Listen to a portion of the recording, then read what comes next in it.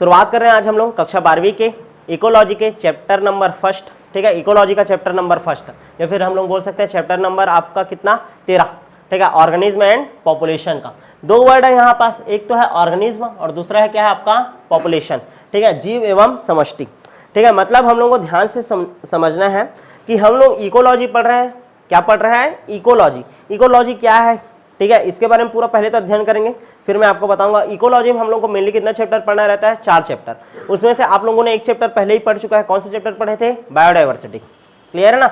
वैसे ये आपका जो सबसे प्रमुख चैप्टर है, जो कि बाकी और जो 2 चैप्टर या 3 चैप्टर है, इकोसिस्टम और पॉल्यूशन, उन सबसे लिंक करेगा, वो कौन सा चैप्टर है आपका, ऑर्गेनिज्म एंड पॉपुलेशन।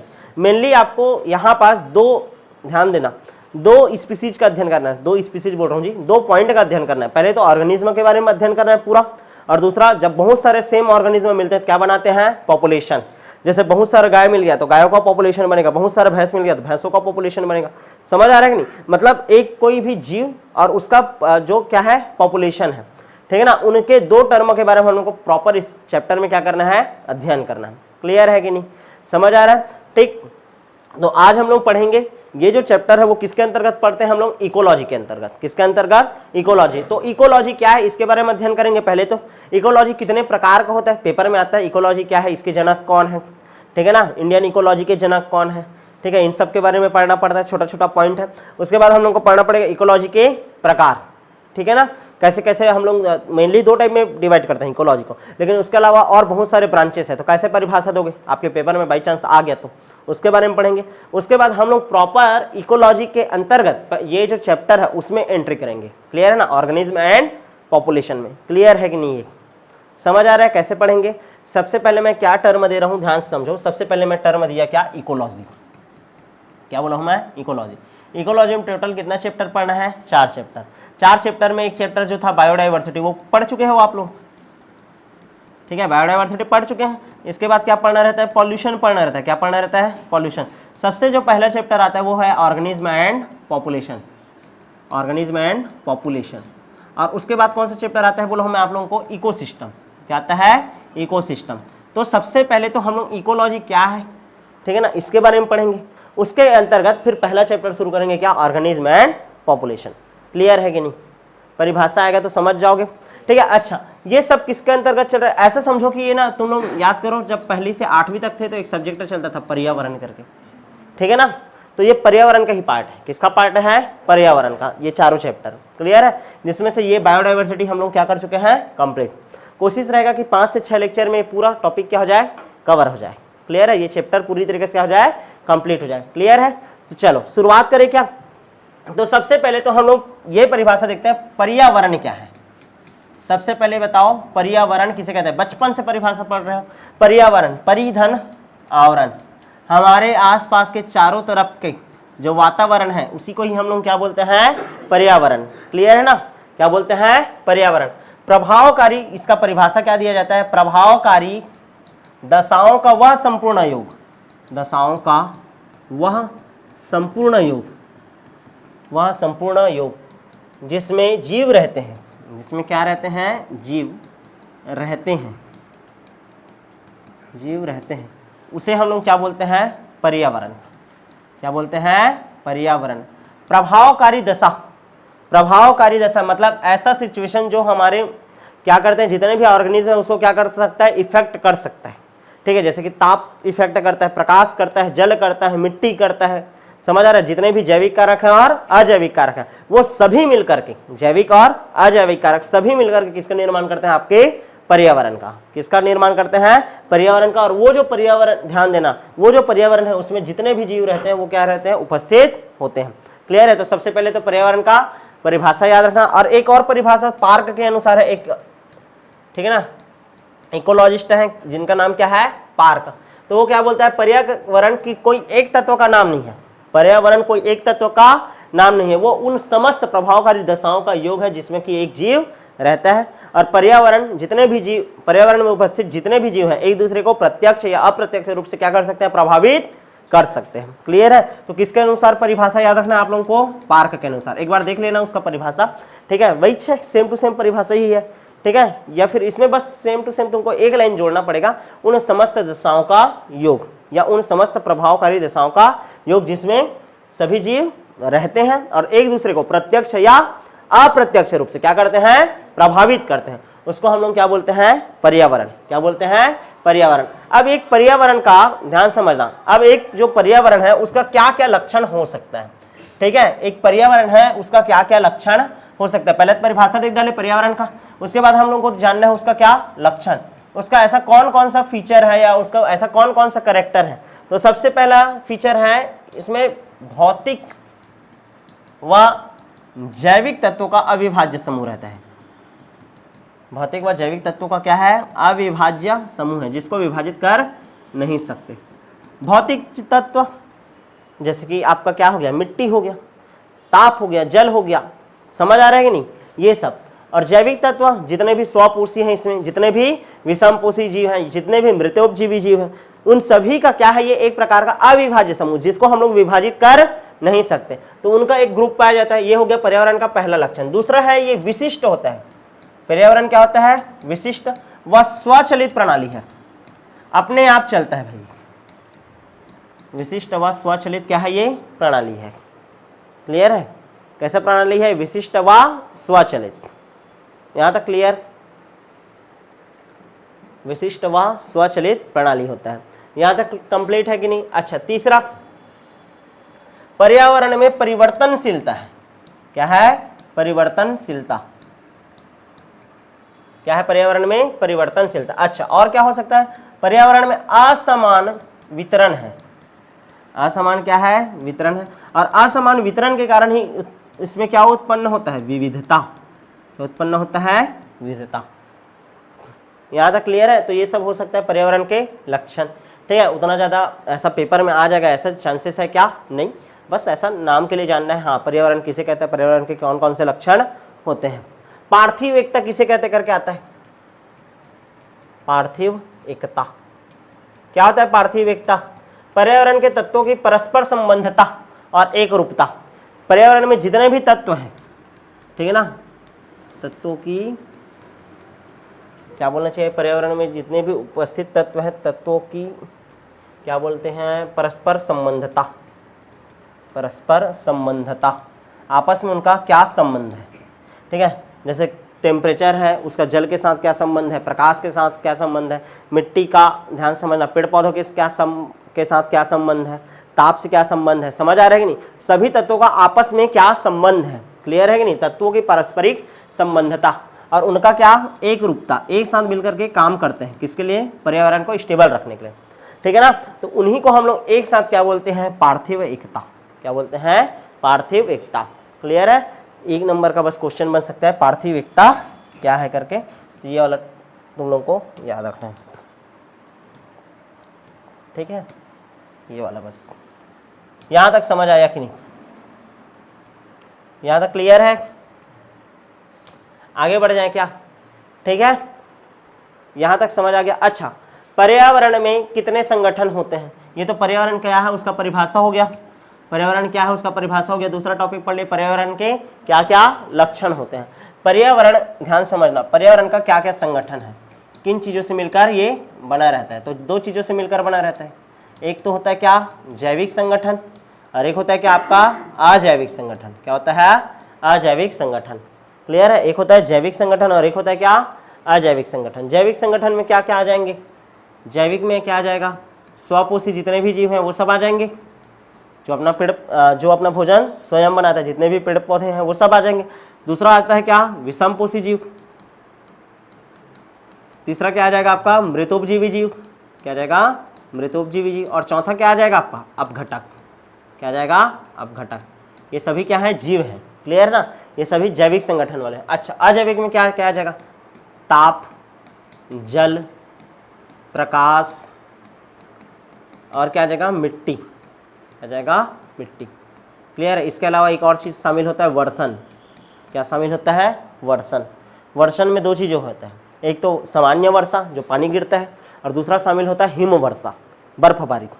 वर्षण मतलब दो चीज़ है, सामान्य वर्षा और दूसरा हिम वर्षा। क्या, हिम वर्षा। वर्षण मतलब दो चीज़ बोल रहा हूँ ना, नॉर्मल और दूसरा क्या, हिमवर्षा, बर्फ गिरना। क्लियर है, उसको बोलते हैं, दोनों को एक साथ मिलाकर क्या बोलते हैं, वर्षण। तो अजैविक कारक हमेशा याद रहेगा क्या तुम लोगों को, एनसीईआरटी के अकॉर्डिंग चल रहे हैं हम लोग। इसके अलावा और बहुत सारे फैक्टर है ना, लेकिन हमको याद रखना है क्या, एनसीईआरटी। क्लियर है।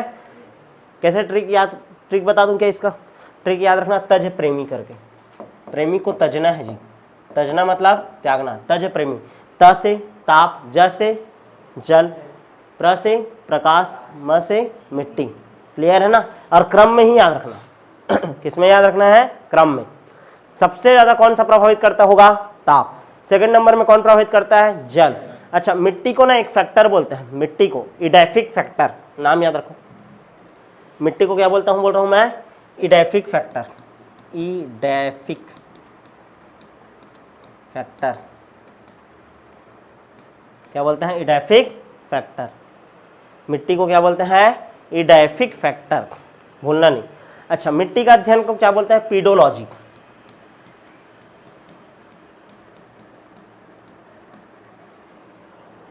क्लियर है, सबके बारे में पढ़ेंगे एक एक करके, यहां तक क्लियर है कि नहीं। तो पर्यावरण क्या है, पर्यावरण का क्या क्या लक्षण है, और पर्यावरण का संगठन, जैविक और अजैविक संगठन मिल करके क्या करते हैं, पर्यावरण का निर्माण करते हैं और एक दूसरे को क्या करते हैं, ये प्रभावित करते हैं। यहां तक क्लियर है। अब पर्यावरण का ही एक ब्रांच है आपका क्या, इकोलॉजी। क्या है, इकोलॉजी, जिसको हम लोग हिंदी में बोलते हैं पारिस्थितिकी, पारिस्थितिकी, इकोलॉजी, इकोलॉजी। ठीक है ना।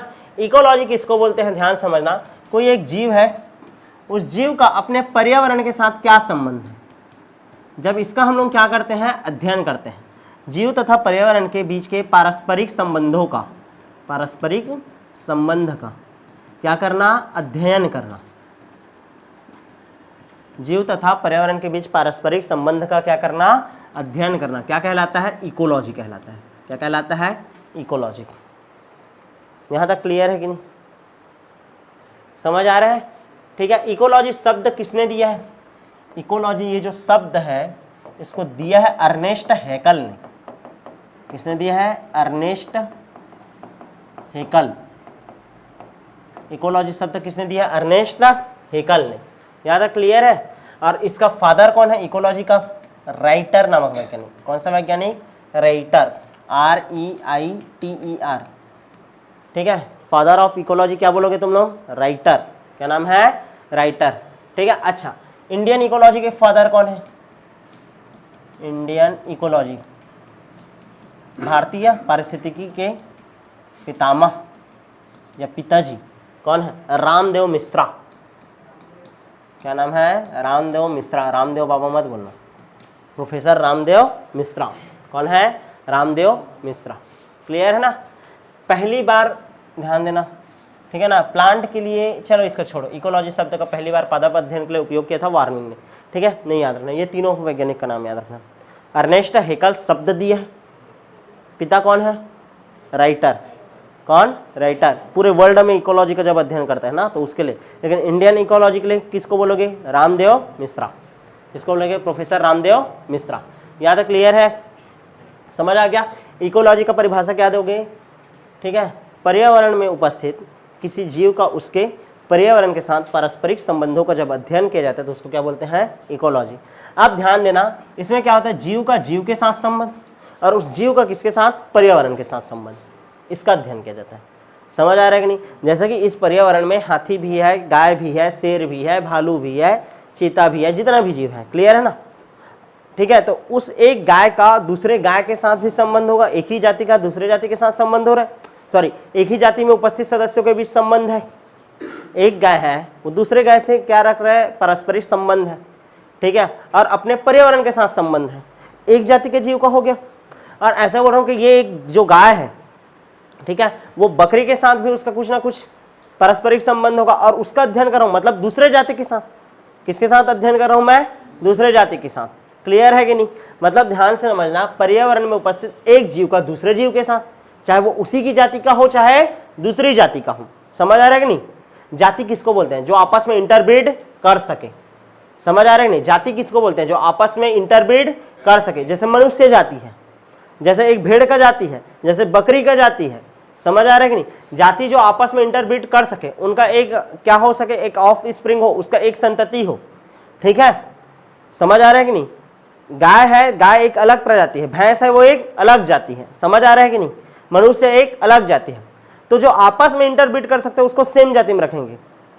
गाय और बैल एक जाति है, उनका ऑफ स्प्रिंग होगा, ठीक है ना। भैंस और भैंसा ऐसा बोलते हो ना तुम लोग, ठीक है, उसका एक जाति है, समझ आ रहा है कि नहीं, क्लियर है। तो इसी टाइप का बोल रहा हूं मैं, जाति एक जाति का दूसरे जाति के साथ संबंध भी हो सकता है, मतलब भैंस जाति है, गाय जाति के साथ भी उसका कुछ मतलब होगा, समझ आ रहा है कि नहीं। और एक ही जाति मतलब गाय दूसरे गाय के साथ भी उसका संबंध होगा, और उसका अपने पूरे पर्यावरण के साथ संबंध है, समझ आ रहा है कि नहीं। उसका हम लोग जब पारस्परिक अध्ययन करते हैं तो उसी को क्या बोलते हैं हम लोग, इकोलॉजी। क्या बोलते हैं, इकोलॉजी। अच्छा, मान लो मैं केवल और केवल, ध्यान समझना ना, एक पादप लिया, ठीक है ना, जीव में पादप भी आएगा और जंतु भी आएगा। तो एक पादप है, उसका अपने किसके साथ संबंध है, पर्यावरण के साथ संबंध। एक पादप है, उसका अपने पर्यावरण के साथ संबंध, या एक जंतु है, उसका अपने पर्यावरण के साथ संबंध। यदि मैं उसका अध्ययन करूं, यदि पादप का पर्यावरण के साथ अध्ययन करूंगा तो इसको क्या बोलूंगा मैं, प्लांट इकोलॉजी। क्या बोलूंगा, प्लांट इकोलॉजी। क्लियर है कि नहीं। एक पादप का अपने आसपास उपस्थित समस्त पर्यावरण के साथ संबंध क्या कहलाता है, प्लांट इकोलॉजी। और मान लो किसके साथ संबंध है, इस एनिमल का अपने पर्यावरण के साथ संबंध है, तो इसको क्या बोलूंगा मैं, एनिमल इकोलॉजी। क्या बोलूंगा मैं, एनिमल इकोलॉजी। समझ आ रहा है कि नहीं। एक पादप का अपने आसपास उपस्थित पर्यावरण के साथ संबंध, प्लांट इकोलॉजी। यहाँ बाहर में पेड़ है, वो पेड़ अपने आसपास के पर्यावरण के साथ क्या संबंध रख रहा है, उसका अध्ययन करो, क्या बोलूंगा, प्लांट। एक मनुष्य हो तुम, अपने पर्यावरण के साथ क्या संबंध रख रहे हैं, इसका अध्ययन करूंगा, क्या बोलूंगा मैं, एनिमल इकोलॉजी। और इन दोनों को एक साथ मिला दूं, मतलब एक पादप और क्या बोल रहा हूं मैं, जंतु, इन दोनों का किसके साथ संबंध, अपने पर्यावरण के साथ संबंध। यदि इसका मैं अध्ययन करूं तो इसको हम लोग क्या बोलेंगे, बायो इकोलॉजी। क्या बोलते हैं, बायो इकोलॉजी। समझ आ रहा है कि नहीं। क्या बोल देते हैं, बायो इकोलॉजी। क्लियर है, परिभाषा आ सकता है, बता डालोगे। प्लांट इकोलॉजी किसको बोलेंगे, एनिमल इकोलॉजी और बायो इकोलॉजी। प्लांट इकोलॉजी, पादप का अपने पर्यावरण के साथ संबंध, जंतु का अपने पर्यावरण के साथ संबंध तो एनिमल, और प्लांट और एनिमल दोनों का, यानी कि हमारे आसपास उपस्थित जितने भी जैविक घटक है उसका पर्यावरण के साथ संबंध, तो उसको क्या बोल दूंगा मैं, बायो इकोलॉजी। क्या बोल देंगे, बायो इकोलॉजी। क्लियर है कि नहीं, यहाँ तक समझ आया। अब संगठन के स्तर के आधार पर हम लोग इकोलॉजी को फिर से कितने भागों में बांटते हैं, दो भागों में। कितने भागों में, दो भागों में। टाइप्स ऑफ इकोलॉजी आएगा, कितने प्रकार लिखोगे, दो प्रकार का। ये तो ऐसा बता रहा हूँ बस प्रकार, ठीक है ना। मेन कितना प्रकार होता है, दो प्रकार, संगठन स्तर के आधार पर, ठीक है। चलो, पहला है आपका स्वपारिस्थितिकी। स्वपारिस्थितिकी, ठीक है, इसको हम लोग बोलते हैं ऑटो इकोलॉजी। ऑटो इकोलॉजी, ठीक है ना। यहाँ अध्ययन की इकाई जो है वो जाति है। अध्ययन की इकाई क्या है, जाति है। मतलब ध्यान से समझना, कोई एक जाति में उपस्थित कोई एक जीव है, समझ आ रहा है कि नहीं, या किसी एक जाति, ध्यान से समझना, किसी एक जाति का, किसी एक जाति का, ठीक है ना, अपने पर्यावरण के साथ संबंध। कोई एरिया है, उस एरिया में उपस्थित कोई एक जाति है, उसका अपने पर्यावरण के साथ संबंध, वो कहलाता है ऑटो इकोलॉजी। क्या कहलाता है, ऑटो इकोलॉजी। कोई जाति विशेष के लिए ही है, जैसे कि यहाँ पास मनुष्य भी है, बंदर भी है, शेर भी है, भालू भी है, हिरन भी है, गाय भी है, भैंस भी है। समझ आ रहा है, ऐसा बहुत सारा जाति है। मैं केवल ऐसे बोल रहा हूँ कि हिरन का अपने पर्यावरण के साथ क्या संबंध है। तो जब केवल मैं हिरन जाति का बात कर रहा हूँ, उसके अपने पर्यावरण के साथ संबंध है, अध्ययन कर रहा हूँ, तो उसको क्या बोलूंगा मैं, ऑटो इकोलॉजी। या फिर केवल मनुष्य है, उसका मैं अध्ययन कर रहा हूँ, अपने पर्यावरण के साथ उसका क्या संबंध है, उसको भी क्या बोलूंगा मैं, ऑटो इकोलॉजी। केवल भैंस जाति है तो उसका अपने पर्यावरण के साथ क्या संबंध है, उसको क्या बोलूंगा मैं, ऑटो इकोलॉजी। समझ आ रहा है कि नहीं। केवल कोई एक जाति का अपने पर्यावरण के साथ जब संबंध का अध्ययन किया जाता है तो उसको क्या बोलते हैं हम लोग, स्वपारिस्थितिकी या ऑटो इकोलॉजी। क्या बोलते हैं, ऑटो इकोलॉजी। समझ आया कि नहीं। ये जाति विशेष होता है, इसकी इकाई क्या है, जाति है। क्या है, जाति है। दूसरा देखें, क्या दूसरा होता है आपका समपारिस्थितिकी। समपारिस्थितिकी, सिन इकोलॉजी बोलते हैं। क्या बोलते हैं, सिन इकोलॉजी। सिन इकोलॉजी, समपारिस्थितिकी, ठीक है, समपारिस्थितिकी। राइटिंग थोड़ा साफ नहीं है, थोड़ा सा सोचना। सिन इकोलॉजी, SYNECOLOGY, सिन इकोलॉजी। क्लियर है ना, सिन इकोलॉजी, SYNECOLOGY, ठीक है ना, सिन इकोलॉजी। क्या होता है, बहुत सारा जाति है, भिन्न भिन्न जाति है, भिन्न भिन्न जाति है, उनका अपने पर्यावरण के साथ संबंध। मतलब जैसे कि यहाँ पास मनुष्य भी है, गाय भी है, भैंस भी है, समझ आ रहा है ना, भैंस भी है, कुत्ता भी है, बिल्ली भी है, समझ आ रहा है, जितना भी जाति है उन सभी जातियों का अपने पर्यावरण के साथ संबंध क्या कहलाता है, आपका सिन इकोलॉजी। क्या कहलाता है, सिन इकोलॉजी। यहाँ तक क्लियर है। तो एक होता है ऑटो इकोलॉजी, केवल एक जाति का अपने पर्यावरण के साथ संबंध, कोई भी एक लो। और जब बहुत सारे जाति है, भिन्न भिन्न जाति है, उनका अपने पर्यावरण के साथ संबंध, तो उसको क्या बोलेंगे, समपारिस्थितिकी, सिन इकोलॉजी। क्या बोलते हैं, सिन इकोलॉजी। यहाँ तक क्लियर है कि नहीं। और सिन इकोलॉजी का ही फिर बहुत सारा ब्रांचेस होता है, सिन इकोलॉजी का ही क्या होता है, बहुत सारा ब्रांचेस होता है। क्लियर है कि नहीं। जैसे कि ध्यान देना, सिन इकोलॉजी के अंतर्गत सबसे पहले हम लोग पढ़ते हैं कम्युनिटी इकोलॉजी। क्या होता है, कम्युनिटी इकोलॉजी, इकोलॉजी। एक होता है आपका पॉपुलेशन इकोलॉजी, पॉपुलेशन इकोलॉजी। वैसे ही आपका हो सकता है जियोम या बायोम इकोलॉजी, जियोम या बायोम इकोलॉजी। और क्या हो सकता है आपका इकोसिस्टम इकोलॉजी। क्या हो सकता है, इकोसिस्टम इकोलॉजी, इकोसिस्टम इकोलॉजी। समझ आ रहा है ना। ऐसा बहुत सारा टाइप हो सकता है भाई इसका, ठीक है, ऐसा, ठीक है। जैसे कि देखो, कभी भी इकोलॉजी का अध्ययन करते हैं, कैसे चल रहे हैं, देखो पर्यावरण के घटक कैसे निर्माण होता है। तुम लोग बचपन से क्या पढ़ रहे हो, एक सेल होता है भैया, हाँ, सेल मिलकर क्या बनाता है, टिश्यू बनाता है, टिश्यू मिलकर क्या बनाता है, ऑर्गन बनाता है, बहुत सारा ऑर्गन मिलकर क्या बनाता है, ऑर्गन सिस्टम बनाता है, और बहुत सारा ऑर्गन सिस्टम मिलता है तो क्या बनाता है, एक जीव का शरीर बनता है। क्लियर है। जीव के शरीर को क्या बोल रहा हूँ मैं, बॉडी, या इसी को ही हम लोग क्या बोलते हैं, ऑर्गेनिज्म। क्या बोलते हैं, ऑर्गेनिज्म। क्लियर है। अब यहाँ तक जब अध्ययन करते हो तो तुम्हारा साइंस के बायोलॉजी में, एनाटॉमी, फिजियोलॉजी में सब का अध्ययन चलता है, ठीक है। अब इसके बाद, ठीक है ना, अब उसके रचना के ऊपर ध्यान नहीं दे रहे हैं। जब बहुत सारा ऑर्गेनिज्म मिलता है तो क्या बनाएगा, पॉपुलेशन, जनसंख्या बनाता है। बहुत सारा अलग अलग प्रकार का जो जनसंख्या रहता है, ये ध्यान देना इधर पूरा, नहीं तो दिमाग खराब हो जाएगा तुम लोगों का, कैसे कैसे पढ़ा रहे हैं भैया बोलोगे, ठीक है। ऑर्गेनिज्म एक जीव है, बहुत सारा सेम जीव मिलेगा तो क्या बनाएगा, अपना एक पॉपुलेशन बनाएगा। ऐसा बहुत सारा पॉपुलेशन है, गाय का पॉपुलेशन अलग है, हिरन का पॉपुलेशन है, शेर का पॉपुलेशन है, सब पॉपुलेशन मिलता है तो क्या बनाता है, कम्युनिटी। क्या बनाता है, कम्युनिटी। कम्युनिटी जब बन जाता है तो क्या बनाता है वो, इकोसिस्टम। क्या बनाता है, इकोसिस्टम। क्या बनाता है, इकोसिस्टम। जब बहुत सारा अलग अलग इकोसिस्टम मिलते हैं ना, जब बहुत सारा अलग अलग क्या मिलेगा, इकोसिस्टम, तो इकोसिस्टम बनाता है आपका बायोम। क्या बना देता है, बायोम। यहाँ तक क्लियर है। तो हम लोग जब चैप्टर पढ़ रहे हैं तो पहला जो चैप्टर है वो ऑर्गेनिज्म एंड पॉपुलेशन है, फिर जब दूसरा चैप्टर पढ़ोगे वो कौन सा है, इकोसिस्टम के बारे में बात करेगा। क्लियर है। और इन सब को कौन कौन सा चीज़ प्रभावित कर रहा है, ये सब पॉल्यूशन के कारण ये सब डैमेज हो रहा है, इनके बारे में पढ़ेंगे। ये पूरा जो अध्ययन चलता है इन सब का, इसी को सम्मिलित रूप से हम लोग क्या बोलते हैं, इकोलॉजी। क्या बोलते हैं, इकोलॉजी। तो ये बना लिए रहो ना, ऑर्गेनिज्म, बहुत सारा ऑर्गेनिज्म मिलेगा क्या बनाता है, पॉपुलेशन, पॉपुलेशन मिलकर क्या बनाता है, कम्युनिटी, कम्युनिटी आपस में मिलता है क्या बनाता है, इकोसिस्टम, बहुत सारे इकोसिस्टम मिलेगा क्या बनाएगा, बायोम।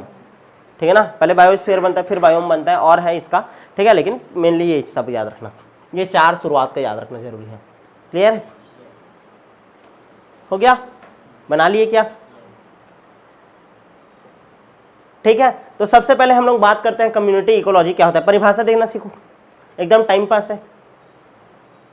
किसी स्थान विशेष में दिए गए समय में उपस्थित समुदाय का अपने पर्यावरण के साथ संबंध क्या कहलाएगा, कम्युनिटी इकोलॉजी। फिर सेम टू सेम परिभाषा, किसी दिए गए स्थान पर दिए गए समय में किसी पॉपुलेशन का अपने पर्यावरण के साथ संबंध, उसका जब अध्ययन करते हैं तो उसको क्या बोल देंगे हम लोग, पॉपुलेशन इकोलॉजी। क्या बोलेंगे, पॉपुलेशन इकोलॉजी। चलो ये मिटा रहा हूँ, परिभाषा देखो, देखो लिख लो जितने लोग नहीं बोले, थोड़ा स्पीड लिखा करो, नेट टाइम लग जाएगा ऐसा करोगे तो। आगे बढ़े, ध्यान दो क्या बोल रहा हूँ मैं, ध्यान से समझने का कोशिश करो, ठीक है। परिभाषा देना है भाई सबका, क्या बोलोगे, इकोलॉजी का परिभाषा क्या बोलता था, जीव है, उसका किसके साथ संबंध, अपने पर्यावरण के साथ, उसको क्या बोलते हैं हम लोग, इकोलॉजी। क्लियर है। यहाँ पास बस इसको हटाओ, अब यहाँ पास कम्युनिटी लगाओ, या कम्युनिटी की हिंदी में क्या बोलते हैं, समुदाय।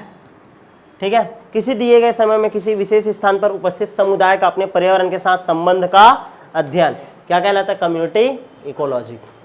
खत्म। दूसरा पॉपुलेशन इकोलॉजी, क्या लिखोगे, किसी दिए गए समय में किसी विशिष्ट स्थान पर उपस्थित जनसंख्या का अपने पर्यावरण के साथ संबंध क्या कहलाता है आपका, पॉपुलेशन इकोलॉजी। इसका परिभाषा दोगे। ठीक है, जब बहुत सारा इकोसिस्टम एक जगह में रहता है तो उसको बोलते हैं जियोम या बायोम। ठीक है, तो किसी दिए गए समय में, ठीक है, दिए गए स्थान का, बायोम का उस पर्यावरण के साथ जो संबंध रहता है उसको क्या बोलते हैं, जियोम इकोलॉजी। और इकोसिस्टम में क्या बोलोगे, किसी इकोसिस्टम का अपने आसपास उपस्थित पर्यावरण के साथ संबंध क्या कहलाएगा आपका, इकोसिस्टम इकोलॉजी। परिभाषा अपने से बनाना, एक बार नोट्स का देख लेना। क्लियर है। ठीक है, कभी भी पॉपुलेशन का जब अध्ययन करते हैं उसको बोलते हैं डेमोग्राफी। क्या बोलते हैं, डेमोग्राफी। और जब डेमोग्राफी का इकोलॉजी का अध्ययन करते हैं तो उसको बोलते हैं डेमेकोलॉजी। डेमेकोलॉजी क्या बोलते हैं, डेमेकोलॉजी, भूलना नहीं। क्लियर है, समझ आ गया क्या। तो ये हो गया क्या तुम्हारा सिन इकोलॉजी का बहुत सारा छोटा छोटा ब्रांचेस। क्लियर है। मैं क्या बोलूँ, बहुत सारे ऑर्गेनिज्म आपस में मिल गए तो क्या बना देते हैं, पॉपुलेशन। तो पॉपुलेशन का अपने इकोलॉजी पर्यावरण के साथ संबंध, पॉपुलेशन इकोलॉजी। बहुत सारा पॉपुलेशन आपस में मिलकर क्या बनाता है, कम्युनिटी। तो कम्युनिटी इकोलॉजी हो गया। कम्युनिटी आपस में मिलकर क्या बनाता है, इकोसिस्टम। तो इकोसिस्टम इकोलॉजी हो गया। इकोसिस्टम आपस में मिलकर क्या बनाता है, जियोम या बायोम। तो क्या हो गया, बायोम इकोलॉजी। 4 प्रकार का हो गया। समझ आया कि नहीं। इसका अलावा और छोटा छोटा परिभाषा तुमको मिलेगा इकोलॉजी के लिए। जैसे कि आपको दिया जाएगा स्थलीय पारिस्थितिकी, टेरेस्ट्रियल इकोलॉजी, ऐसे करके आएगा पेपर में। ठीक है ना। मराइन इकोलॉजी, समुद्री जल का इकोलॉजी जी। ठीक है, और क्या हो सकता है, फ्रेश वाटर इकोलॉजी क्या होता है। ऐसा छोटा छोटा परिभाषा आएगा, बना लोगे कि नहीं। स्वच्छ जल में उपस्थित जीव का अपने पर्यावरण के साथ संबंध का अध्ययन क्या कहलाएगा, फ्रेश वाटर इकोलॉजी। समुद्री जल में उपस्थित जीव का अपने पर्यावरण के साथ संबंध क्या कहलाएगा, मैराइन इकोलॉजी। स्थल में उपस्थित जीव का अपने पर्यावरण के साथ संबंध क्या कहलाएगा, टेरेस्ट्रियल इकोलॉजी। समझ आ रहा नहीं, परिभाषा वैसे। अच्छा, फॉरेस्ट इकोलॉजी होता है वैसे ही, क्या होता है, फॉरेस्ट इकोलॉजी। ठीक है। अच्छा, जब बहुत सारे पॉल्यूशन का तुम अध्ययन करोगे तो उसका हम लोग क्या बोलेंगे, पॉल्यूशन इकोलॉजी। क्या बोलेंगे, पॉल्यूशन इकोलॉजी। क्लियर है। तो ऐसा बहुत सारा इकोलॉजी का ब्रांचेस है। क्लियर है। अच्छा, एक एक्स्ट्रा याद रखना है तुम लोगों को, सिस्टम इकोलॉजी क्या है।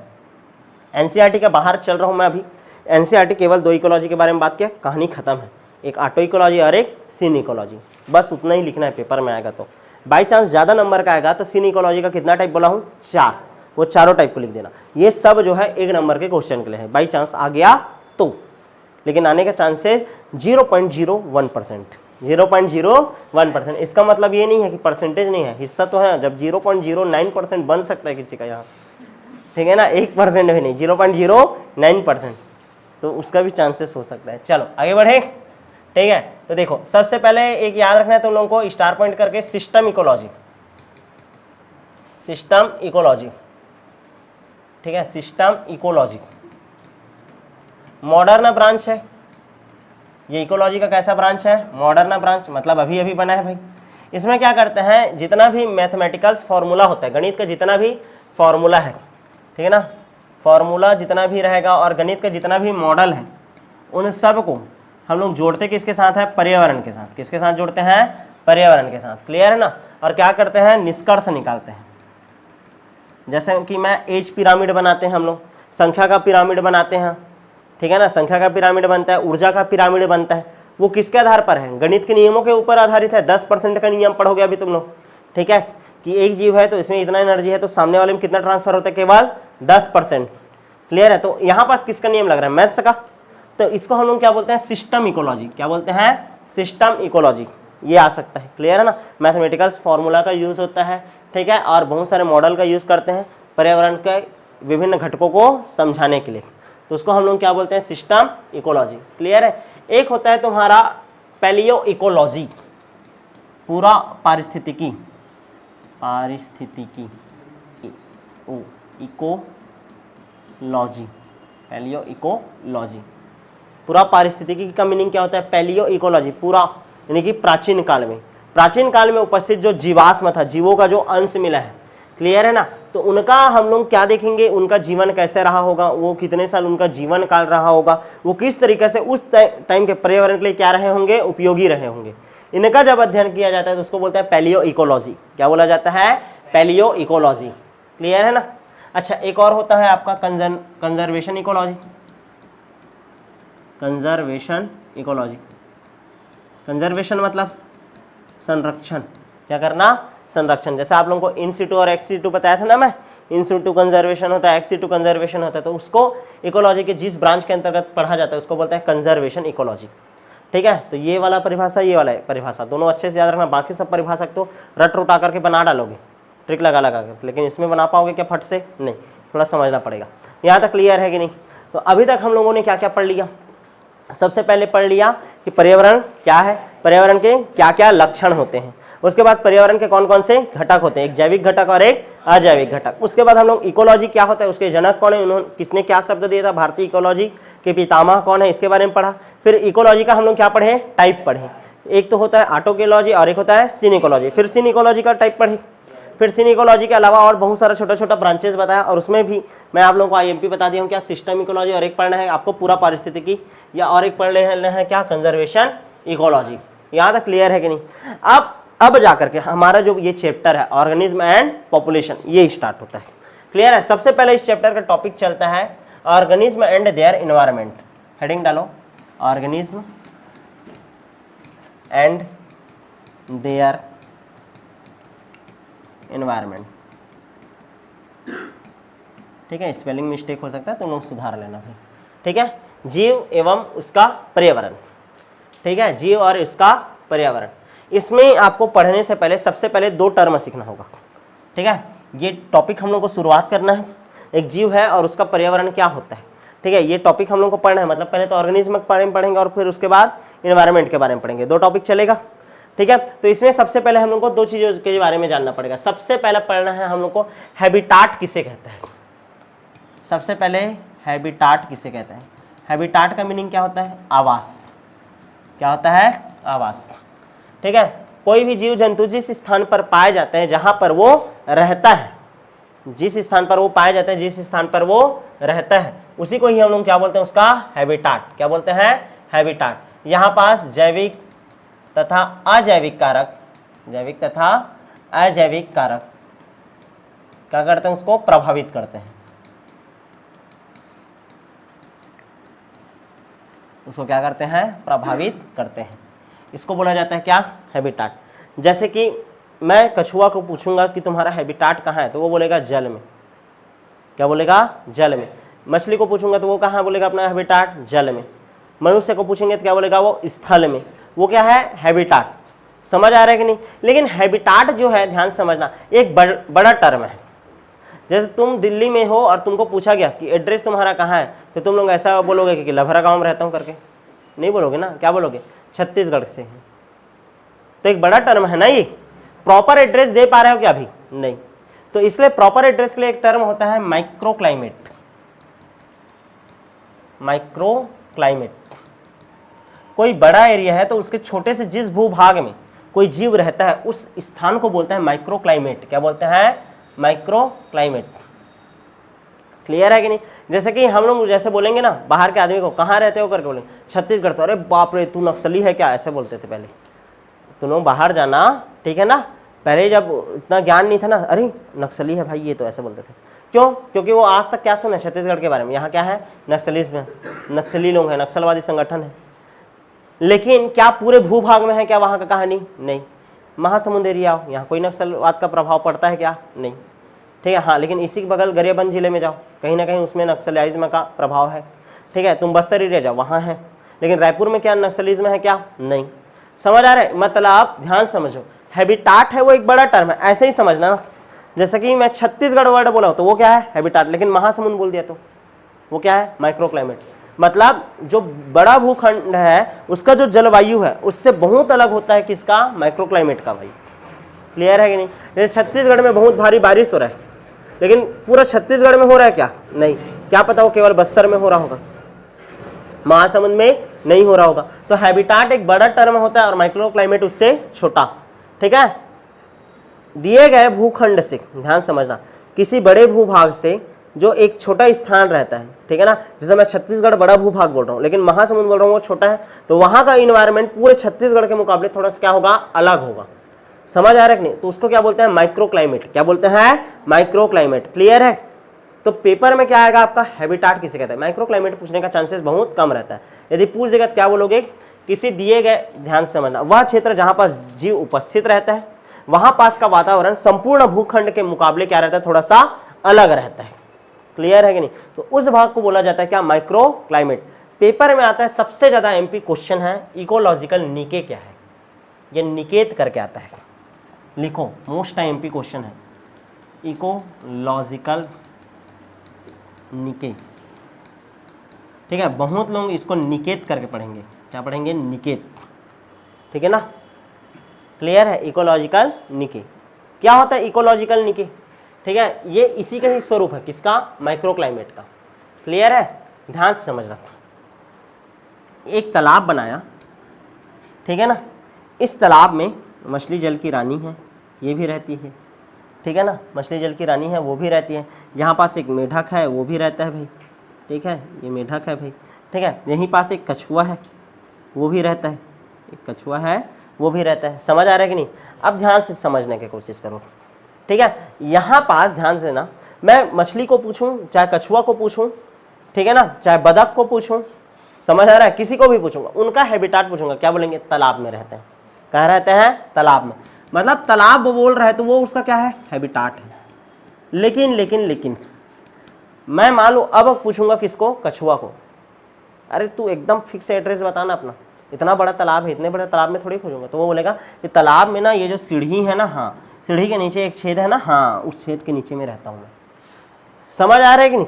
मतलब वो एकदम स्पेसिफिक, जहां पास वो, ध्यान समझना, कोई हैबिटाट है तो उस हैबिटाट का वह स्थान जहां पास वो क्या करता होगा, काम करता होगा, वर्क करता होगा, वहां पास उसका क्या होता होगा, रोल होता होगा, वहां के संसाधनों का, रिसोर्स का क्या करता होगा, वो यूज करता होगा। यहाँ पास उपस्थित जितना भी संसाधन रहेगा उसके लिए एक बिस्तर होगा, उसका वो यूज करता होगा, वहां पास खाने पीने के लिए कुछ सामान होगा, उसका वो यूज करता होगा। मतलब एक प्रकार का वो उसका क्या है, फंक्शनल एड्रेस है, काम करता है वहीं पास रहकर, वो फंक्शनल एड्रेस है। इसको हम लोग बोलते हैं क्या, इकोलॉजिकल निके। क्या बोलते हैं, इकोलॉजिकल निके। समझ आ रहा है कि नहीं? इकोलॉजिकल निके क्या होता है, किसी जीव का, ध्यान समझना, किसी जीव का हैबिटाट का वह हिस्सा जहां पास उसका कोई महत्व हो, रोल हो, वहां के संसाधनों का वो यूज करता हो। दो चीज बोला हूं, वहां पास उसका क्या हो, महत्व हो, दूसरा वहां पास के संसाधनों का क्या करता हो, यूज करता हो। क्लियर है कि नहीं? ठीक है, वहां पास के संसाधनों का क्या करता हो, वो अपना यूज करता हो, और अपना वहीं पास वो क्या करता होगा, फूड, ठीक है ना, फूड को क्या कर रहा है, वो ग्रहण कर रहा है, ठीक है ना, वहां पास उपस्थित भोज्य पदार्थों को क्या करता है, वो ग्रहण करता हो। तो उस जगह को बोलते हैं इकोलॉजिकल निके। मछली होगा, उसका रहने का जगह क्या पता यहाँ होगा। बतख है, वो तालाब में तो रहता है लेकिन एनी टाइम तालाब में रहता है क्या, नहीं, उसके साइड में कोई और जगह होगा, पेड़ वेड़ होगा, उसके नीचे में जाकर के रहता होगा। समझ आ रहा है? लेकिन हाँ, सबको यदि एड्रेस बताना रहा तो क्या बोला, वो हैबिटाट का नाम लिया, तालाब में रहते हैं। लेकिन एकदम फंक्शनल एड्रेस, जहां पास वो काम करते हैं, जहां पास का वो उसका रोल हो, जहां पास वो फूड ग्रहण करते हो और जहां पास वो अपने संसाधनों का क्या करता हो, यूज करता हो, उस जगह को बोलते हैं इकोलॉजिकल निके। मतलब कभी कोई मेरे एड्रेस पूछेगा तो मैं क्या बोलूंगा कि हाँ मैं छत्तीसगढ़ में रहता हूँ, तो वो बोला हूँ मैं क्या, अपना हैबिटाट। लेकिन हाँ नहीं अपना निके बताओ करके बोलेगा, तो क्या बोलोगे कि हाँ मैं छत्तीसगढ़ में, महासमुंद रहता है, महासमुंद जिले में, ठीक है ना, विकास खंड भी क्या है, महासमुंद है, तहसील भी क्या है, महासमुंद है, पोस्ट ऑफिस भी क्या है, महासमुंद है। एकदम प्रॉपर एड्रेस लिखते हैं ना। फिर यहाँ पास विलेज है मेरा, और इस विलेज में ये मोहल्ला है और ये वार्ड है, समझ आ रहा है ना, उस वार्ड का मकान नंबर इतना और उस मकान नंबर इतने के रूम नंबर इतने में रहता हूँ, वहां पास पड़ा। तो ये एकदम प्रॉपर एड्रेस है। तो ये जो प्रॉपर एड्रेस रहता है इसी को ही हम लोग क्या बोलते हैं, इकोलॉजिकल निके। आप लोगों को क्लियर हो गया होगा। एक होता है हैबिटाट, पेपर में आएगा, और दूसरा होता है क्या, इकोलॉजिकल निके। किसके आने का चांसेस ज्यादा है, इकोलॉजिकल निके। वह स्थान जहां पास कोई जीव रहता है, वहां पास उसका महत्व हो, वहां पास अपना भोजन ग्रहण करता हो और वहां के संसाधनों का क्या करता हो, यूज करता हो, रिसोर्स का यूज करता हो। उसका जो फंक्शनल एड्रेस है उसका जो फंक्शनल एड्रेस है वहीं पास वो कार्य करता है। प्रकार्यात्मक, इसको बोलते हैं हिंदी में प्रकार्यात्मक पता, ठीक है ना, फंक्शनल एड्रेस, ठीक है ना, उसी को ही हम लोग बोलते हैं क्या, आपका इकोलॉजिकल निके। मतलब एक ही जीव का हैबिटाट सेम हो सकता है लेकिन निके अलग अलग हो सकता है। समझ आ रहा है कि नहीं? मछली और कछुआ दोनों का हैबिटाट सेम है लेकिन इकोलॉजिकल निके दोनों का क्या है, अलग अलग है। समझ आ रहा है कि नहीं? क्लियर है? जैसे तुम लोग एक ही घर में रहते हो लेकिन तुम लोगों का रूम अलग अलग है, ऐसा रहता है। मतलब इकोलॉजिकल निके क्या है, दोनों का अलग अलग है। समझ आया कि नहीं? समझ आ गया? क्लियर है? कट एकदम से अच्छा खासा क्लियर है? ठीक है। अब हम लोग पढ़ेंगे कि अब तो ये ऑर्गेनिज्म के बारे में तुम लोग दो टर्म, एक तो ऑर्गेनिज्म के बारे में शुरू से जान रहे हो, एक जीव है जी, एक जीव सेम टू सेम जीव रहेगा तो क्या कहलाता है, वो जाति। क्लियर है? इसके बारे में जान रहे। अब दूसरा होता है आपका क्या, इन्वायरमेंटल फैक्टर। क्या होता है? Environmental factor. मैं बताया था फैक्टर कितने टाइप का रहता है, दो टाइप का, एक होता है जैविक और एक होता है क्या, अजैविक। तो जब कल का क्लास होगा उसमें हम लोग पढ़ेंगे किसके बारे में, इन्वायरमेंटल फैक्टर के बारे में। ठीक है, तो मिलेंगे आप नेक्स्ट क्लास में।